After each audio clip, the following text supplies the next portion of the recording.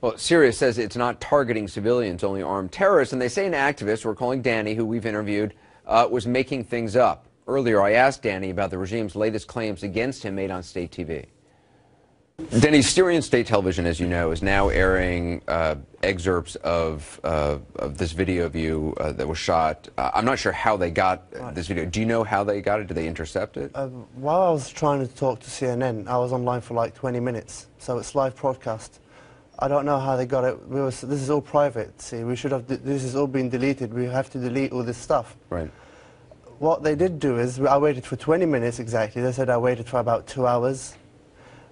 Most of the talk I was talking in Arabic, they made it into weapon talk and that kind of stuff. Yeah, I want to ask you some specifics. They say The Truth of Danny the Zionist. That's the title of this, and it's obviously heavily edited. They say at one point, and I'm going to show this, they say that you were saying, get the target ready to shoot. No, no, shoot it like I'm telling you. Let's take a look.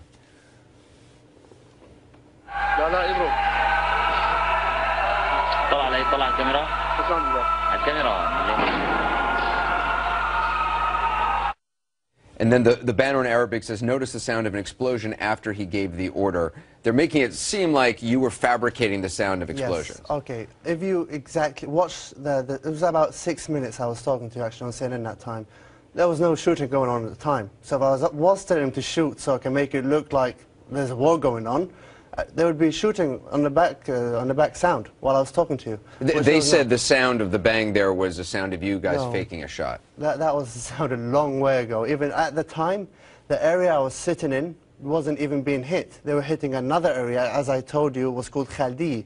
It's about 15 kilometers away from where I am. You said you had left, I believe in the video, because you and I are about to talk in this video, you said you had actually left the area that was being under attack. Right, I left it. No, I tried to go there. I said I tried to go there. I was there 2 hours ago. Okay. We had to leave, and they were shooting at us way out, way in. No one could get in there. I want to play another part of this, of their tape. Your cameraman is saying, say there that shells fell and we are pulling bodies. Yes. Let's take a look.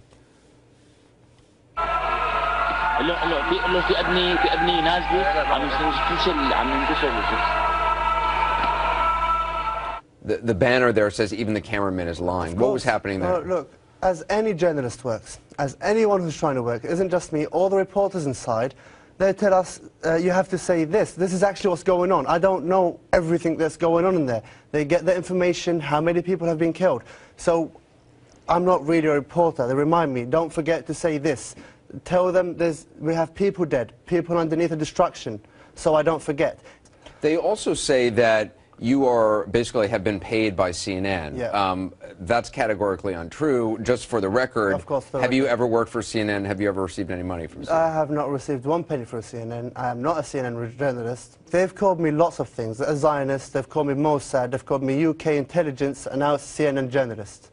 I mean, just let me explain something. Our Syrian government and the Syrian TV is untrustable. You've been very upfront of the fact that you went there to join the Free Syrian Army, that you wanted to join. So you're not pretending to be an impartial journalist. No. I want to, and I still want to join the Free Syrian Army if they would accept me. I would love to join the Free Syrian Army to protect my country. So just bottom line, just to go back to when they say that you were manipulating the sounds on the tape, that you were trying to make it sound like there were gunfire, rocket fire. We never manipulate. We've got thousands of YouTube films out on YouTube. Why would we have to manipulate anything?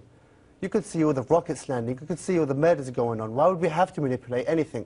One of the frustrating things as a reporter is that, and for this we blame the Syrian regime, is we've repeatedly tried to go to homes, to get into Syria, to get visas, to do it the proper way, and they were repeatedly refusing. So, unlike in many conflicts, we have ended up relying on people like you, on people who have uploaded these videos, and though we can't independently verify them, of course, the reason we are relying on these videos is because of the Syrian regime's refusal to allow outside observers in. If I can I want to get this point out. If we are actually doing all these killings, if we are actually lying, us revolutionary people, we want the news, we want CNN to come in, we want BBC to come in. Who's not allowing them to come in, us or the regime?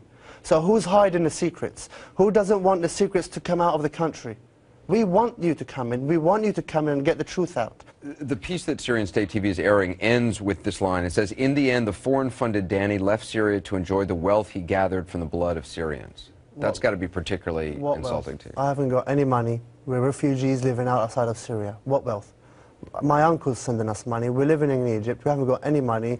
We're living in a house we rented and he's paying for it. We're refugees, like not just us, like lots of people who left the country.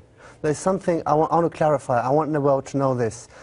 The government will attack anyone who's trying to get the truth out. They're told Al Jazeera is sending in pills, drugs with Al Jazeera on them so they can make us high and go and demonstrate. I bet they'll start saying CNN is sending in pills with CNN written on them, drugs. The government will attack anyone, any person who's trying to get the truth out. Senator John McCain called for the U.S. to lead an international effort to protect the Syrian population with airstrikes. Okay, I wanted to get this message out a long time ago. Actually, it's to all the European countries and the Arab countries. Just let us know. You're either going to help us or you're not. They're leaving us stuck in the middle.